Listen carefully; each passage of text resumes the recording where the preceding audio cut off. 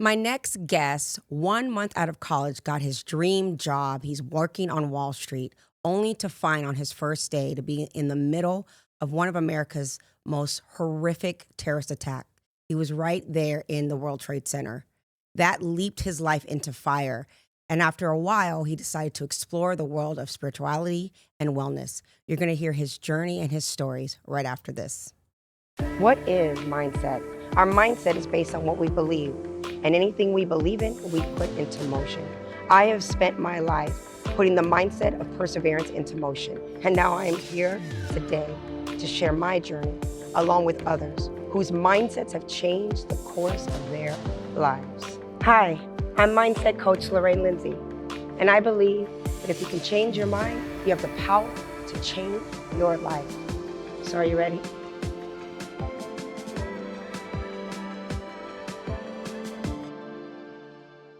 Welcome back to another episode of the Lorraine Lindsey Podcast. We are all driven by mindset on this show.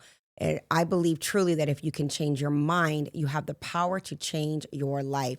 And today, my special guest is going to be talking about the shifts in his mindset, which ultimately changed his life in the most beautiful, exhilarating way.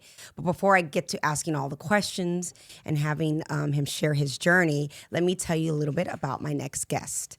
My guest, who I've actually known for a very long time, is Isaiah Orlen. And a little bit about Isaiah. Isaiah is a seasoned executive with a background in various industries, including cannabis, alternative medicine, alcohol, travel, and gaming. After leaving the corporate world, he founded CannaFame, a brand incubation company focused on cannabis and alternative health. He now leads Higher Frequency, a wellness platform centered around spiritual exploration, consciousness, and holistic wellness. HF offers retreats, wellness products, and activewear designed to elevate individual and collective frequencies. Isaiah leverages his entrepreneurial expertise to forge new ground in corporate structure, strategic alliances, and brand development, with a focus on creating brands that facilitate global awakening and wellness.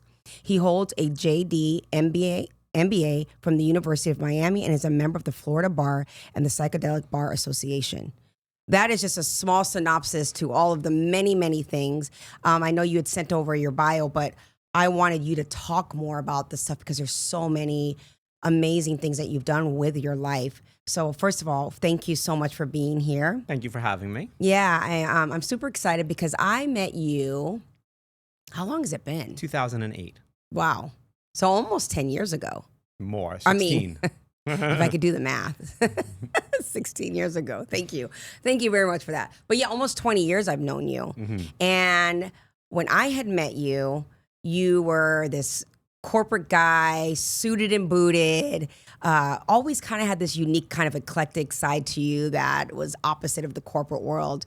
But tell us, the audience who don't know you, where you were at that time in your life, because you were just a few years from being a part of the tragedy in New York for the World Trade Center. So talk a little bit about that, and then we'll take it from there. Yeah, so I had just come to Vegas. They had created the director of sponsorship marketing here in Las Vegas at Las Vegas Sands. There was no partnership marketing. I was coming to create the model. Prior to that, after being in the towers on 9/11, which was my first day of work, I went back to Miami, did my law degree and MBA. And while I was doing my law degree and MBA, I was running alcohol deals for clubs on South Beach. I was doing events at South Beach Food and Wine, Art Basel, and my buddies were coming out here to open a club. Became friends with some of the heads of the alcohol distribution business out here, and next thing I know, I was on a plane moving here to create partnership marketing, which I did for Las Vegas Sands. Then I became the head of partnership marketing for Southern Glazer's Wine and Spirits, the largest alcohol distributor in the country. And then prior to the transition to wellness, I also ran a champagne, vodka, and tequila company nationally. So it's interesting because what you're doing now, it seems like a totally different world than what you were doing before. And what I'd love to know is what was the shift? Because obviously, well, not obvious, but while you were doing those things, I mean, you were successful, you were making money, you were thriving, you had quite the life. Not to say that that's not what's happening now, but you would think some people would say, well, why did he shift? Why did he make those changes? What was that for you? And I do want to talk a little bit about with what happened in the World Trade Center and what happened with you, how you were able to have the fortitude to kind of push forward and go on to have such a lucrative life where I know you struggle with some PTSD as well? Yeah, so I did grow up in a metaphysical household. My parents are both spiritualists. We are Jewish, but we practice all sorts of spirituality, drawing from Buddhism, Hinduism. So I already had that base. You know, I found myself when I was transitioning into the cannabis business and alcohol, I started getting the calling to do ayahuasca, which is the mother of all ceremonial plants. And I went down to Peru and I sat with the Shipibo tribe. And over a week and a half, really had some great physical and spiritual healing. And really the downloads that I got were that, you know, we're in a place right now, we're in a mode of spiritual enlightenment, but brands are essentially demigods. And I was really only given my talents and skill set to build brands that were healing vehicles and for change, for enlightenment. I did not know what that fire that I was about to walk into looked like, but that sort of was the initial spark into the transition into this world. And what do you mean by you were called? You said there was a call for you to do the ayahuasca. Yeah, so whether you use plant medicine, yoga, whether you meditate, we all hear these, you know, we all get these downloads, right? So I already was meditating on a daily basis. I grew up doing guided meditation and silent meditation. So Mother Ayahuasca was presenting herself. I was interested in it. I was hearing about it. And then the people I was doing business with were starting to ask me to go to ceremonies, you know, and I did not want to go at first. I was like, it's not really for me. I'm not sure. You know, the psychedelic community was really just starting to burgeon into the mainstream at that time. It was about 2016. So yeah, the calling came and I was supposed to do some ceremonies in California and I pivoted because A, it's underground out here, but B, had some important meetings I had to have. And then my girlfriend at the time and I decided to go down to Peru and sit with the actual tribe for a week and a half. Wow. Yeah. It's interesting because on the outside, at least from from the way I remember you, I would never put the two together, that you were come from a background where your family was very spiritual and spiritualist and kind of thing. You always seemed very corporate, always business, that I didn't know, other than your unique tattoos. That was the only kind of like insight that I had on that world. But what was it for you? Because you kind of at some point ultimately left the corporate world altogether. Was it because of the spiritual journey, or was there other factors? No, for it? I was always an entrepreneur, and I'm difficult to manage. So, you know, it was always going to go that route. This was just the catalyst, and the cannabis business was an opportunity because I've been around that plant my entire life in many facets. I use that plant as my medicine. I've also misused that plant in the past. And I got the download about higher frequencies and about that was the name of the brand and the platform, and spoke to my brothers and older siblings about it, who are lawyers and executives as well, engineers, and everyone decided to leave their job. I moved to California and I created an incubation model that was based on how brands are built in the alcohol space. Okay. So for those that are listening and have no idea what any of this stuff is, right? You said a couple of things. You said, I used it the right way and the wrong way. And explain a little bit to those that do not know about this, because it's been something that have been presented to me quite often with a few people that I know that are spiritualists that are like, you have to try this. And I've always been like, I don't know. I don't want to open up Pandora's box. You know, I'm afraid of what could happen and that kind of thing. But explain to people exactly what that was and why that experience was profound for you, if you will. So these are teaching and healing plants, all of these plants, whether we talk about ayahuasca, 5-MeO, DMT, which comes from a frog actually, or we go into the plant worlds of psilocybin, mushrooms, or cannabis. Unfortunately, because we've demonized cannabis because we're in a pharmaceutical grade world here, which is a whole other story, it's been misused in that people overuse it rather than understand what its uses are for.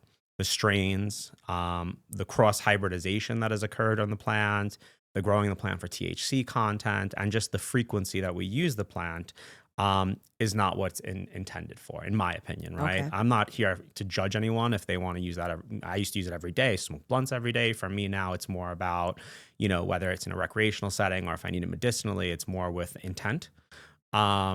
And understanding what strain I'm going after. I always tell people, because people say, oh, I've never tried cannabis and it made me feel this way. Cool. Well, you wouldn't walk into Walgreens with a headache, close your eyes, and run up and down and grab something off the counter, right? It's the same thing, right? So these medicines, these plants, if you believe in the divine source and the divine energy, were put here to aid us in our journey toward enlightenment. And we're getting a better understanding of that now. The science is meeting the spirituality. So it's a really interesting time. Interesting. So what was it for you that, as you said, there was this call, but I kind of want you to kind of like elaborate on that a little bit if you can. I don't know if it's something that can be explained or if it was just a feeling. And then what happened when you came back from the experience in Peru? Was it like a radical shift right away, or? So this has been a 8-year journey. Okay. I'd say I've done since 2016, right? So it's 8 years. I've done a dozen ayahuasca ceremonies, 4 or 5 MEO DMT ceremonies. Let's be clear. All of these downloads you can process through yoga, through endurance sports, flow state, right? You get these downloads through different breathing, holotropic breath work created by Stan Groff. But the work starts after the experience, and that's what people fear, which is the integration. Why? Because when you get these downloads, you have to disassociate from people, places, behaviors, and habits that no longer serve you, which is sitting in the fire of life, which is what you're supposed to do, right? That's what Buddhism talks about and Hinduism, right? But it can be isolating and lonely. And people don't want to work through that. You come out in a much more improved version of yourself. But let's face facts, if you're not happy about things about yourself, odds are the people, the places, and things in your life no longer need to be there either. Right. That's powerful. That's powerful. So how does someone get that without having a traveling to a place like Peru, like you said, through meditation, but how does someone actually really just tap in to, if they say, you know what, I recognize that I'm not in the space that I want to be in, whether I don't feel healthy, or I just mentally I don't feel healthy, or I feel like lost and stuck. How does somebody go about channeling that and getting to that level where they can gain a deeper sense of self? I would say explore various types of meditation. And meditation can be sound meditation. It can be yoga. It could be running. People, like I mentioned, talk about getting into a flow state when they work out, where your mind goes quiet and you're hearing things. I call them downloads, but a lot of people call them downloads. But you're hearing things that are like, oh, where'd that come from? Right. And it really goes back into the idea of higher frequencies in the name of the brand, right? That all the faiths, all the religions, all talk about the same things. The chakra system, you want to call it, Salvaggio frequencies. It's we're moving up these frequencies to enlightenment. And as we turn within and understand that we are actually the divine source and we are part of this greater energy, we become more accepting of those messages. Now, what you do with those messages is up to you, because people don't want to do the work most of the time. And what does the work look like? Sitting in the fire of life and really accepting that you're not, I don't want to say not happy with yourself, because I never want people to be not happy with themselves, but understanding that you need to improve on yourself and you need to readdress discipline. Totally. I always tell people, like when I talk with people and I do coaching and they say, I need a change. I need a change. That's the word that I hear often.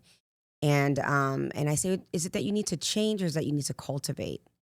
Because at the end of the day, you are so uniquely made that there will never be another you. There was never you before. There will never be a you after. It's from the experiences to the DNA to the emotional experiences to all of those things. It's just time and place, and it's so finite and so unique that you don't need to change that. It's just a matter of cultivating what's in you, the essence of you, and really being able to go back and tap into that essence and say, who am I really? And kind of letting go of some of these identity constructs that we've created. Do you find that that's something you've been experiencing now in this journey for you? Yeah, I think it's important to understand that I don't regret any of the choices I've made in the past, and they allow me to be my authentic self. They allow me to speak from a place of authenticity, because you said you knew me when I was running around in the suit at the nightclubs doing all sorts of wild things, right? I spent, 15 years in South Beach and Las Vegas and, doing what we do, right? But that allows me to speak from a place of authenticity, right? That's also has to do with your soul's correction. So like the people who are not having these obstacles in their life, who are not moving through these levels of improvement, are they really doing their soul's correction, or are they really just passersby and have to come back? I do believe in reincarnation. I do believe that you come back to this plane as many times until you ascend. whether you call that heaven or whether that has to do something that in the ethers that we don't know about. I'm not here to say or judge, but it's the belief and the faith that I walk with.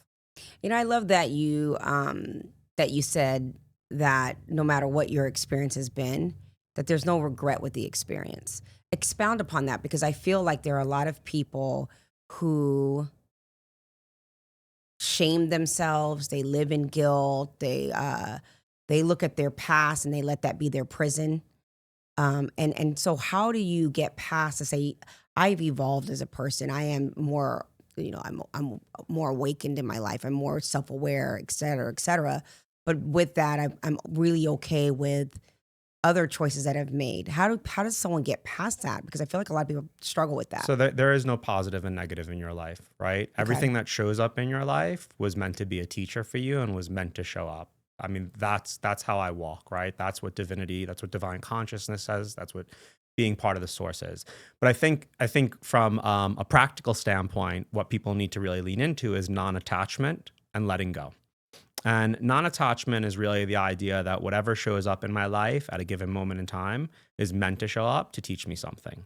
And I'm not going to hold on to it, whether it's a pretty watch, whether it's a pretty significant other, whether it's a painful situation. I'm going to let it come and go with ease in my life, right? Mm-hmm. So that's more of the physical aspect of things that show up in your life, non-attachment. And how do you do that? Practice and being, conscious and aware and like practicing and having awareness, right? But being is there present. like a specific thing that you'll say to yourself, like to make, because I feel like, and I'm just saying this because I know a lot of people struggle with this. I mean, I coach people, and when I'm talking to them, they're very much fixated into their thoughts. I think their thoughts are who they are. And it's just, how do they make that, like that switch? And when you say practice, like what does that look like?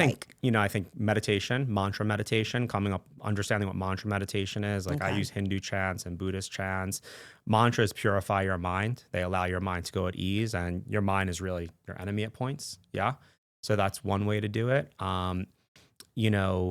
Discipline, right? It's just keep falling back on the idea that this is up to me to change that, and really turning off your sense telephones and turning within, right? We're always looking for these external stimuli to validate ourselves, to validate our happiness, to validate our loneliness, to validate our love.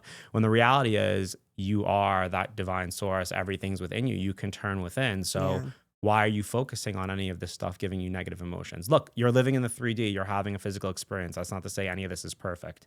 If it was, you would ascend, right? Mm-hmm.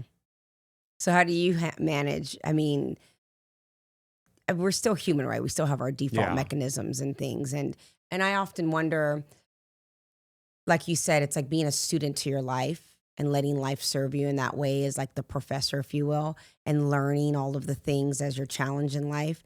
But there are times when I'm so in tune with that and I'm so good. And then there are other moments where I'm like, no, I'm not happy. This is miserable. And it's hard for me to sometimes snap out of it.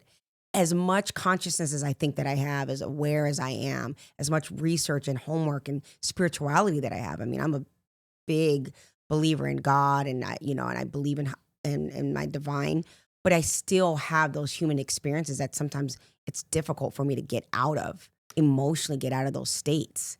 Yeah, absolutely. All of us do, including me, right? So I think there's two things I want to hit on there. One is what letting go is, right? Mm-hmm. And letting go is the emotional side of things, right? Now, we all grew up a certain way. If you got punched in the face and you had a black eye, when that black eye healed, would you re-punch yourself in the face to remind yourself you had a black eye? Probably not, right? Right. Yet we constantly want to relive and reimagine experiences that give us these negative feelings and emotions. Why though? Because it's human nature, but that's what you have to let go of. Like, that happened to me. I said that. I did that. That person did this to me. This person stole money from me. Mm-hmm. It happened. I'm not going to keep making things out of it in my head to keep reliving these negative emotions. So the letting go, it's an active thing you have to do every single day when one of these things pops up. I mean, I've had it happen to me with business deals where I want to let go of things and all this stuff, right? And all that good stuff. And the other thing I can't stress more than anything else is your morning routine and really getting your mind strong for the day. Mm-hmm. right? Like I said, I've done guided meditation. You heard my beads clinking here. My Japa Mala beads. I have my chants I do. But in the morning, I don't care how I feel at 5 a.m. I wake up, I wrap tefillin, which is a Jewish tradition. I sit down and do 20 minutes of guided meditation and Buddhist and Hindu chants and silent meditation. I read scripture and I work out. I don't care what's going on in my life. And that sets my mind for the day. Now, if you wake up and you jump on your phone and you start scrolling through your feeds and you're getting bombarded with negativity, like, okay, like, what do you expect your day is going to be like? You are programming yourself to have a rough experience that day. So I'd rather try to program myself to have a positive experience. And then, do I step out into the world and get punched in the face by certain situations? Yeah, but I can handle them. Right. And then I can do things during the day. I can chant. I can do breathing exercises. Box breathing really helps a lot. These are all things you can look up online. But it's being an active participant. There's no magic bullet. Right. That's a problem today, right? There's a magic bullet for everything. And meaning what? What do you mean by that? You want to be healthy? Eat healthy and work out. Don't shoot yourself with a dagger of unknown substances, right? You want to deal with your anxiety? Meditate. Don't take something that's an SSRI and more addictive than heroin and cocaine, right? But that's the program. Everybody wants a quick fix. Well, surprise, there's no quick fix to feeling good, to being physically fit. I was 280 pounds at one time. You know what I mean? There's no quick fix. You know what I mean? Discipline's the quick fix. So what do you say? Because there's people out there who meet people like yourself, and they're spiritualists, and they're into their meditations, and they're into their Zen and all that stuff, and they're like, they're running away. That's their new addiction. That's their new drug. That's what they do. They want to be in Lululand or Wazoo Land, and they look at things like that. How do you navigate that? Because like I have had friends and people that I know that I think are very dear that have gone on the wellness and the spiritual journey, and often they're literally running from life. There's charlatans in every space. Let's be real. There's charlatans. I just moved back from LA. There's charlatans in every space. Like, you want to call the medicines medicine and use it like drugs? Okay, it's drugs then. You know what I mean? Right. I can't say how I can't speak for anyone else, right? I can speak for me, and I can show you my resume and say, I don't think, I could be all the woo-woo I want. I'm still running corporations and doing what I do. Love that, yeah. You know what I mean? So it's like... And in a healthier way. Now, are there people that are masquerading and putting on a uniform? And I don't want to say of what communities that I've been involved with that I've had to be no different than being in a nightclub. Don't want to be here just because you're saying you're spiritual. You're not. Because that's, to me, is like a dangerous thing too. Because there are people who are just seeking that. They want to find that place of peace within. They want to be more aware. And they find these tribes sometimes of people that are not rooted with their best intention. Or some people get into almost cult-like type 100%. stuff. So how does somebody who's seeking the higher frequency, seeking the journey, wanting those things, wanting that peace for their life, how do they go about doing it without falling into traps or cult-like environments? I think, anytime you feel like something's becoming like an addiction, right, or culty, I think we all know what that feels like. So just be aware of that, right? I think that's a great question that I'm not sure I have the exact answer for, because people have lost faith in religion. It's been weaponized. And now spirituality, the word itself, is being misused and mismanaged across the board, as is ancestral medicine and all these words, these buzzwords, right? Right. Words only mean something after you give them the power, right? So just because I define something, this is the lawyer in me speaking, right?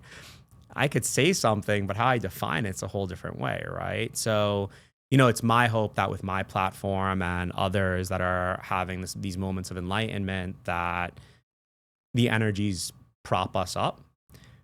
Generally those who fall into the cult-like behavior or follow that charlatan route, there's just lost souls here. There's not much we can say about that. It's sad though, because that what people are seeking, I feel like especially now, is that they're seeking salvation. They're seeking some way to get out of the darkness of the mind, and I feel like more and more you have people who fall more into darkness, sometimes seeking light. But they don't want to do the work. They want someone to give it to them on a platter, whether that's in a pill, a prescription, or a scripture. I don't know, man. Like I said, like I read Torah, I read Kriya Yoga, I read Buddhism. For me, it's all just spirituality, and it's just things that I, as a spiritualist, can attune to. You know what I mean? I think you used a good word there, seeking. I'm seeking this, I'm seeking that. Cool. You're going to turn within and do the work? Right. Because if you're not, you're just going to keep seeking. And that's the hard part. And I think that is the thing. You said it perfectly. Like, people are looking for a quick fix and healing. And I've said this before, even for my own personal journey, is that most people are not healing. It's because you have to unearth the pain, and you have to face it and deal with it and let it be somewhat of a teacher to you. And when we've had, especially those who've had very traumatic experiences, I mean, you had a traumatic experience just with the World Trade Center in and of itself, but going through trauma, you suppress it, you bury it, you just don't want to deal with it anymore. You're like, I want my healing, I want to be made right, I want to live a life of peace, but I don't want to talk about that thing. I don't want to deal with those traumas and those things that I've had in my life. Do you feel like we can bury those things? Absolutely and not. Still do the work, or do we have to unearth it? No, you have to unearth it. You have to sit with it. You have to look. You have to take away its power. Right. You have to take away its power and understand that it built you, right? I'm going to look at that fear and say, oh man, like that built me. That was amazing that happened. It's not easy to do that, right? But no, suppression is one of the things that leads us into a negative life experience. Absolutely. Yeah. I can attest to that. That is so absolutely true, because I've tried that. I've tried to say, you know what, I'm good, and convince myself cognitively that I'm good.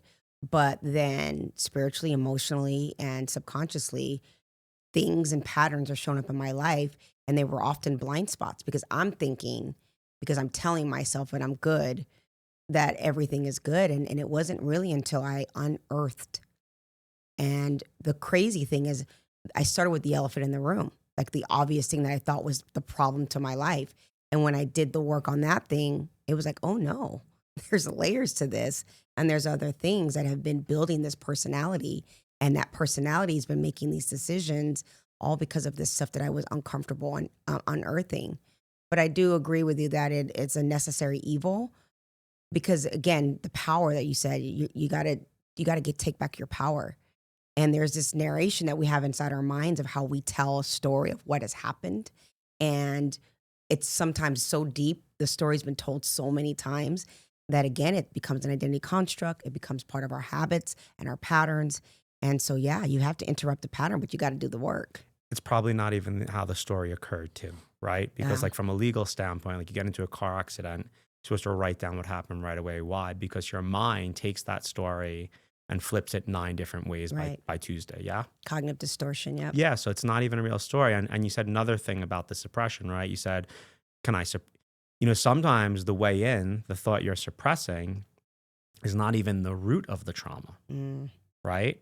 So it's like, wow, you said it unearthed other things. Yeah, because you're building traumas on top of traumas. So you might not even remember something that happened to you 4 years old that really is the root of physical pain, right? Because a lot of our physical ailments actually come from traumas in the mind. 90% is what doctors are saying now. The manifestation of our physical ailments actually derive from mental conditions. It's interesting you said that. I remember I had this lady, and she had some debilitating mystery ailment, and she was going to doctor after doctor after doctor and could not figure out why she was having these symptoms. And it was always occurring during a specific time of year. So they didn't know if it was the seasons that were triggering it, the weather, et cetera, et cetera. So she was telling me this, and it was just kind of like an arbitrary conversation. It wasn't like I was coaching her or anything. We were just literally in conversation. And we had met up another time, and she started telling me a totally different story about some trauma that happened to her with her family members and stuff. And it was horrific, the things that were happening. And I said, oh my gosh, I didn't know that you had experience those things. And I said, when did that happen?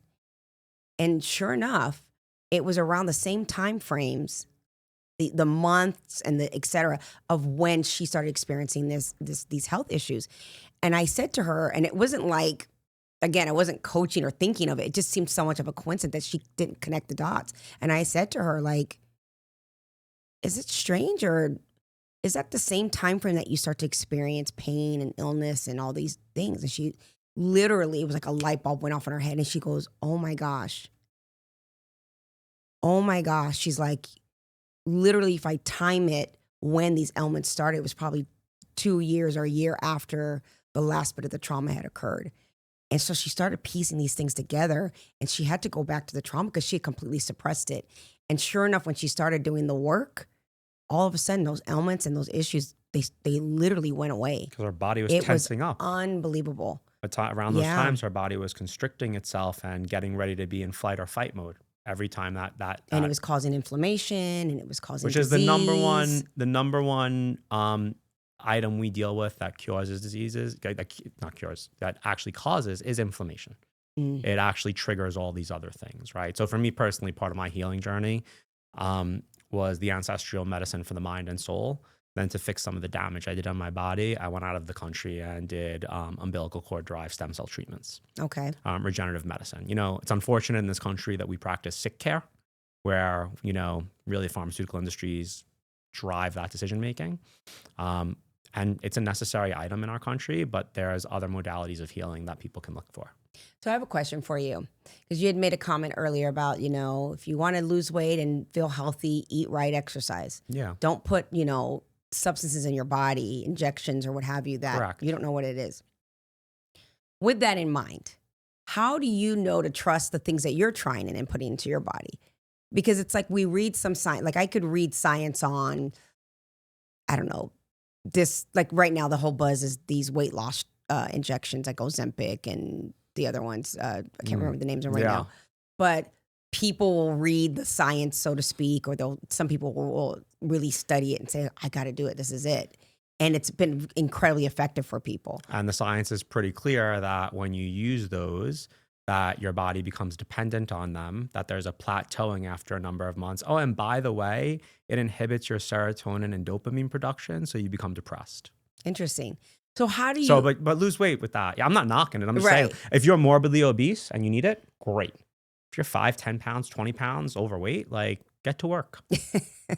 But then how does, and I don't mean to laugh. Because, no, it's okay. But how does that differ from your kind of experimenting with things that how do you know for sure that it's safe? The plants have been here for thousands of years. Yeah. The indigenous have been using them in these. The indigenous are so wise, and they carry the tribes in South America and Latin America, even in Eastern Europe. You know, in our culture, the plants have been around for thousands of years. We've been using them. The science just never met it. It's also not profitable when plants cure things, right? Because you can grow it, right?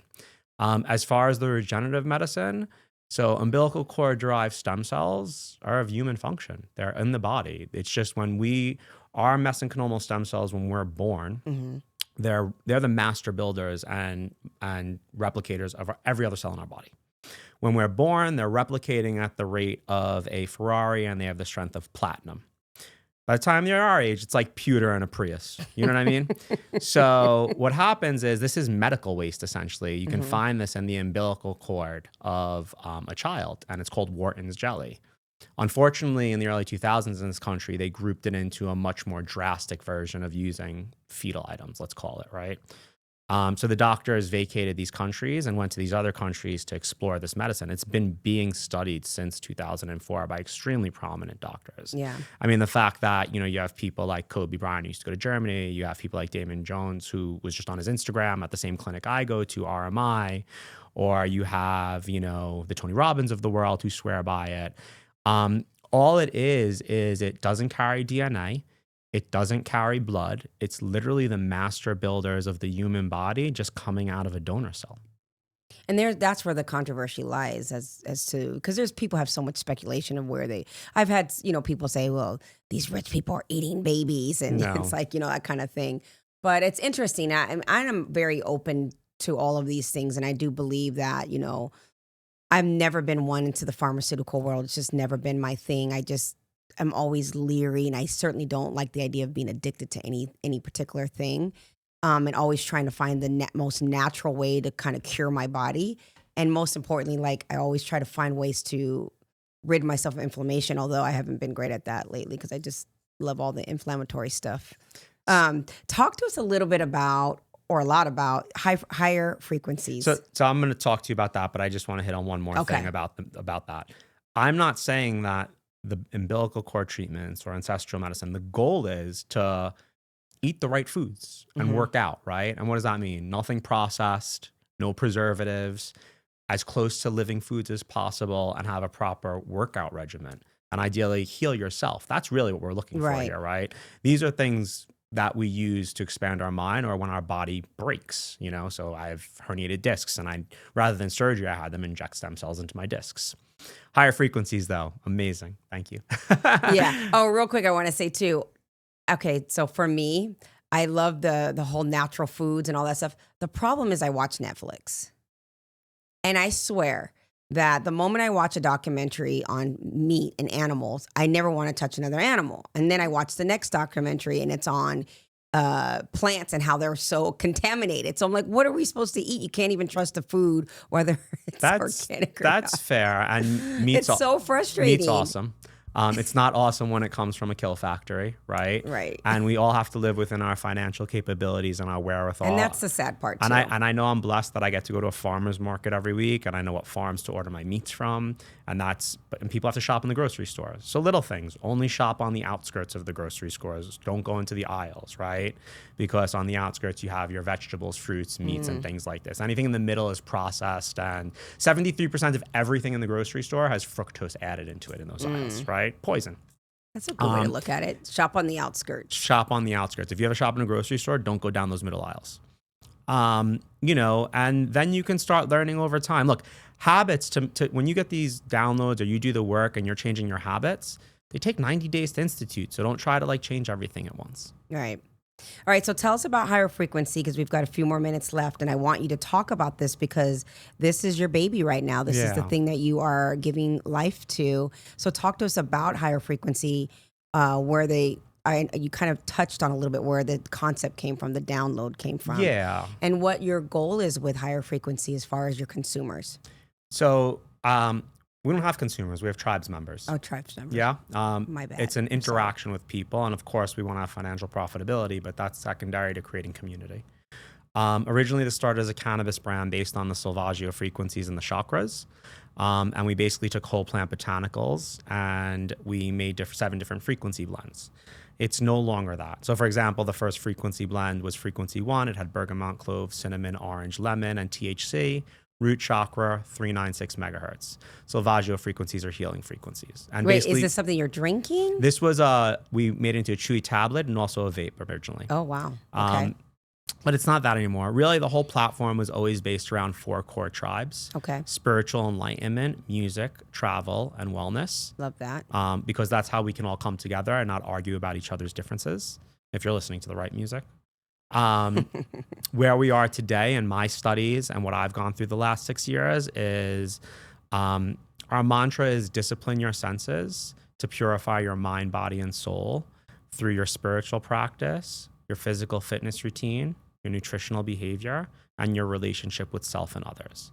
So that master mantra then gets broken down into different smaller mantras that people can work off of each day that we put up on our social. We host different events, sound baths, yoga baths. We have an active wear line coming out as well.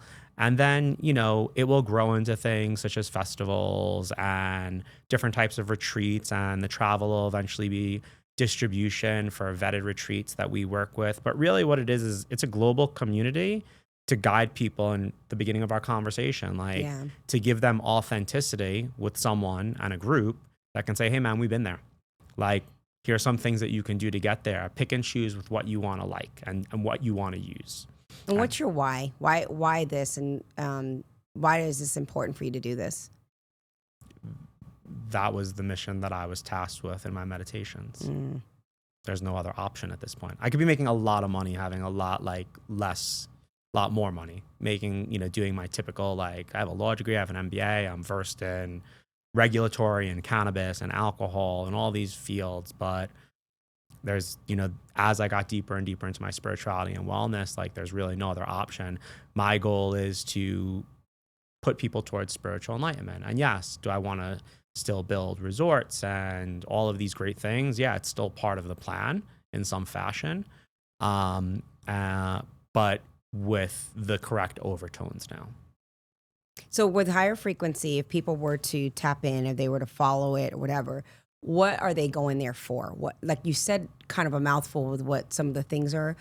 What would be, is there a guiding way to guide yourself through it? Like if I say, I'm interested, I love what he's talking about, but I wouldn't even know where to begin with that, where would someone start? Yeah, so on our Instagram, at HF Tribes, so let's talk about mentors for a minute, right? We're in a wonderful world. You're a mentor, Lorraine, and if someone doesn't need to come to have your services, they can literally just follow you and have a new mentor. So I turn to different, podcasts and things that I chop up and put on our Instagram. And then I also get really personal about my journey. And with every one of these posts comes a piece of that discipline statement broken down, and some modality on discipline in speaking or listening. So there's little tidbits that people can take away with each day, right? And it'll grow over time, speaking engagements, there'll be community activations. We're really focused on Las Vegas right now and building the community here, but the idea is to have global communities around the world so that people can jump on, the social media feed and be like, oh, I'm part of Higher Frequencies. I want to go for a run with a few people today. Awesome. Like, I'm not trying to make money on that. What I'm trying to do is, like, I like to run, I like to bike, I like to do things like hike. Like, okay, maybe there's 4 other people, maybe they're lonely, and maybe all they need is another 3 people within their modality to go walk around. So yes, are we going to be profitable? And, are we profitable with respects to selling things and building things? That's what I do. I do strategic partnerships and I build brands. Like, that's the easy part. Yeah. But really, it's like, how do we give people a safe place to come together and be themselves and explore modalities of healing that they collectively enjoy? I love that. Okay, my last question for you. For someone who is seeking or is on a spiritual journey and they hear all of these things, like you said, like the plant healing and the food and the so on and so forth, and there's so many different directions that one can feel lost in that journey as well. Where would you tell somebody to start, or how would they tap in to know where to start? That's a great question. I think it comes down to the individual. I want to say, just sitting in silent meditation. And people always say the same thing to me. Oh, well, my mind doesn't stop. Yep. That's silent meditation, right? It's the idea to become, it's practicing witness consciousness. So your mind's still racing, but you're not giving energy to those thoughts, right? And look, I'm blessed that my mother and father had me in that modality since I was born, right? So it comes somewhat natural, but still difficult. There's mornings where I'm sitting there for 20 minutes and I'm like, man, can you shut up? Like, and can I just get up? But no, like, so that's one place. The other thing is start looking at your physical fitness as your meditation and be like, this is my time. And like, really be weary of what you're putting into your ears during that time, right? If you're listening to things that are talking about hate, destruction, fear, misogyny. And look, I grew up in the hip hop community in New York. I grew up listening to heavy metal and all these things. And not all aspects of those musics are negative. But if you're listening to that, you're chanting mantras for your own destruction, right? That's a mantra is not just a Hindu chant. A mantra is anything we say repeatedly to ourselves in our mind. So if I'm singing along to a chorus about death, destruction, misogyny, okay, well, that's what's going to show up in my life. That's the power of the spoken word. That's what you're calling into yourself. That's powerful. Right? Yeah. So call into yourself what you want. Speak to the universe. It will react to you. I love that. Well, I thank you so much. This is very, very insightful. This is a conversation that I would love to explore further with you. We could do a whole series, episode 1, 2, and 3, just tapping into different parts of this. Love that. But I love seeing where you are. I've always been intrigued by you and your journey and your openness and your transparency. You've just been this really cool, eclectic, uber smart person. Like, you just got all these different facets to you that are really intriguing. So I thank you for taking the time to be here. Tell everyone where they can find you or and follow also Higher Frequency. Yeah, higher frequencies is on Instagram at HF Tribes. TikTok as well. We're just starting to redevelop those feeds. From a business standpoint, find me on LinkedIn. And however I could be of service. And thank you for all those kind words. Oh, I meant it. I know you did. I've known you for a long time, but if we can't be open and share this with others and heal each other's, it means absolutely nothing. I agree. And I'm inspired. You make me want to just level up even more. So I appreciate you and your time. And for those of you who are watching, please do not forget to hit the subscription button. I thank you for your time. I hope this was meaningful for you like it was for me. And until next time, ciao.